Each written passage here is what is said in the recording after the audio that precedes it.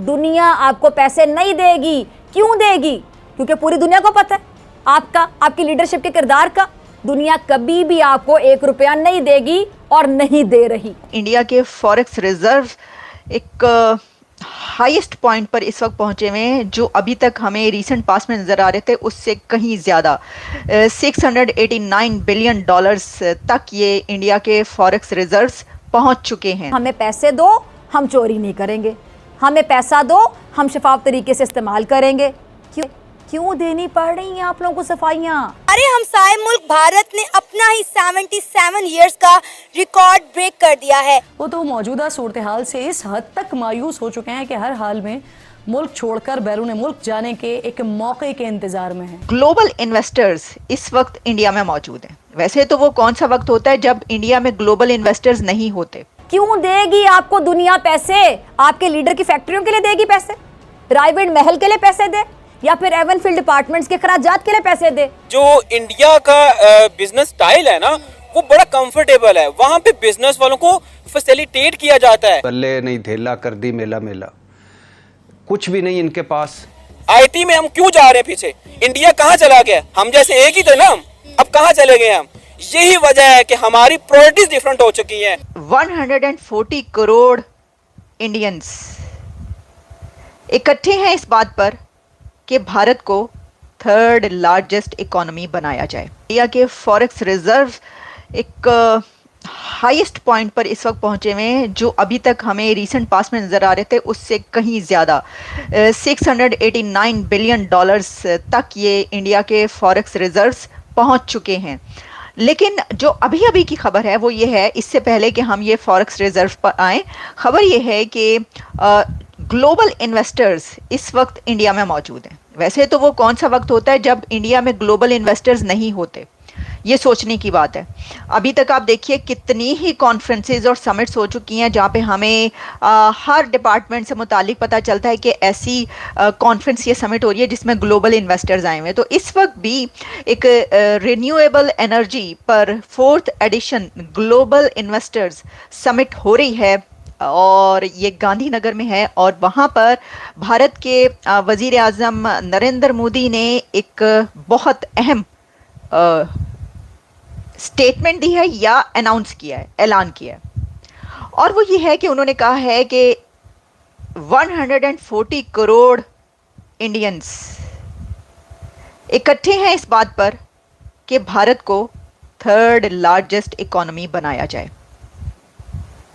देखें, ये तो अभी तक चलता रहा था ना, ऐसा नहीं है कि ये बात पहले नहीं की जा रही थी। मोहित सूरी कह रही हैं 12 मिनट्स लेट, मैं 12 मिनट लेट हूँ। मैं 12 मिनट किससे लेट हूँ? क्या मैंने कोई ये टाइम दे रखा था उससे मैं लेट हो गई थोड़ी? तो मैं माजरत चाहती हूँ। लेकिन आप सबका बहुत शुक्रिया, प्रोग्राम देख रहे हैं। तो प्राइम मिनिस्टर नरेंद्र मोदी ने इनॉग्रेट किया 4th global renewable energy investors meet re invest meet 2024 in Gujarat, और उसके अंदर उन्होंने कहा कि in 21st century India is the best bet in 21st century.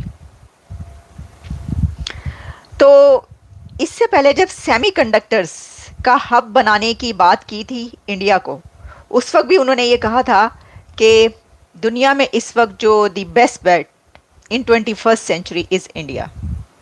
उस वक्त भी उन्होंने ये बात की थी, अभी भी वो ये बात कर रहे हैं। India is the best bet in 21st century.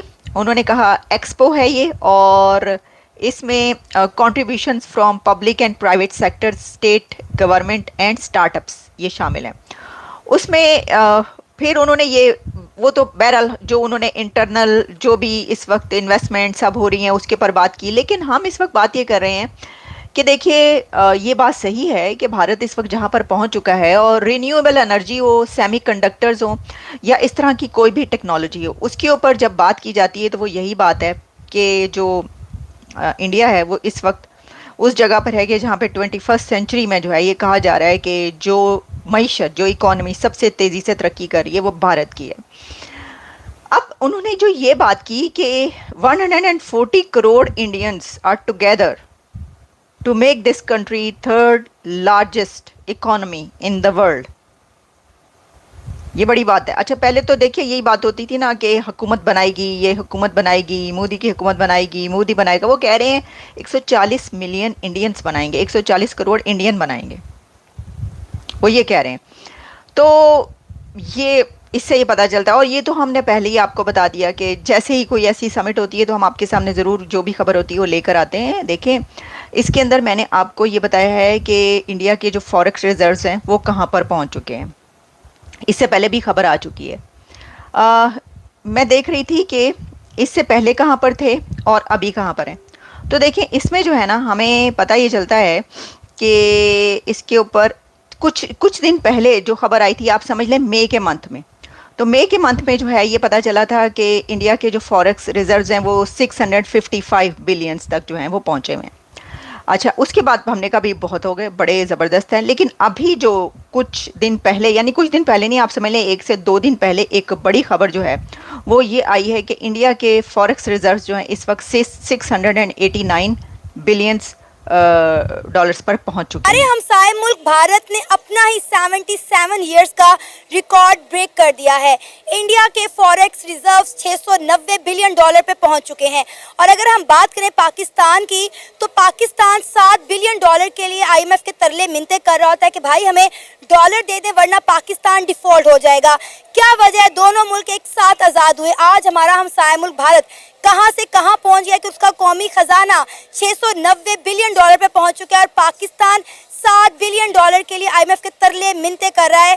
क्या कहना चाहेंगे सर इस सारे मामले पे आप? देखिए सना, बात यह है कि जो इंडिया का बिजनेस स्टाइल है ना वो बड़ा कंफर्टेबल है। वहाँ पे बिजनेस वालों को फैसिलिटेट किया जाता है। वहाँ पे जो काम करने वाली बड़ी बड़ी इंडिया जो कंपनीज हैं, जैसे किया है, बहुत सारी और इंडस्ट्री है, वहाँ पे उनको तंग नहीं किया जाता, वहाँ पे उनको रिश्वत नहीं ली जाती, वहाँ पे करप्शन नहीं है, वहाँ पे वो फैसिलिटेट करते हैं। हमारे मुल्क में क्या है, थोड़ा सा कोई काम करता है तमाम सरकारी अदारे उसके पीछे पड़ जाते हैं। भारत का विदेशी मुद्रा भंडार पिछले कुछ महीनों से लगातार बढ़ रहा है।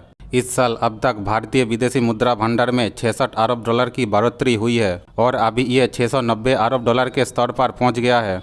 विदेशी मुद्रा भंडार देश की अर्थव्यवस्था को वैश्विक आर्थिक संकटों से बचाने में अहम भूमिका निभाता है। भारतीय रिजर्व बैंक की ओर से जारी हाली आंकड़ों के मुताबिक भारत की विदेशी मुद्रा संपत्ति अब 604 अरब डॉलर के स्तर पर है। यह विदेशी मुद्रा भंडार का सबसे बड़ा हिस्सा है। इसके साथ ही सोने के भंडार की कीमत वर्तमान में 62 अरब डॉलर है। विदेशी मुद्रा भंडार को फॉरेक्स रिजर्व भी कहा जाता है। यह देश की केंद्रीय बैंक या मौद्रिक प्राधिकरण द्वारा रखी गई संपत्ति होता है। ये आमतौर पर रिजर्व मुद्राओं में रखी जाती है, जैसे अमेरिकी डॉलर, यूरो, जापानी येन, पाउंड होते हैं, और RBI विदेशी मुद्रा बाजारों की निगरानी करता है। भारत के विदेशी मुद्रा भंडार में 6 सितंबर को वीक एंडिंग में 6 अरब डॉलर से अधिक इंक्रीज देखी गई है और इस वृद्धि के साथ ये आंकड़ा अपने ऑल टाइम हाई लेवल पर पहुंच गया है। अब भारत के रिजर्व लगभग 700 अरब डॉलर के पार जाते देख पाकिस्तान सख्त में है।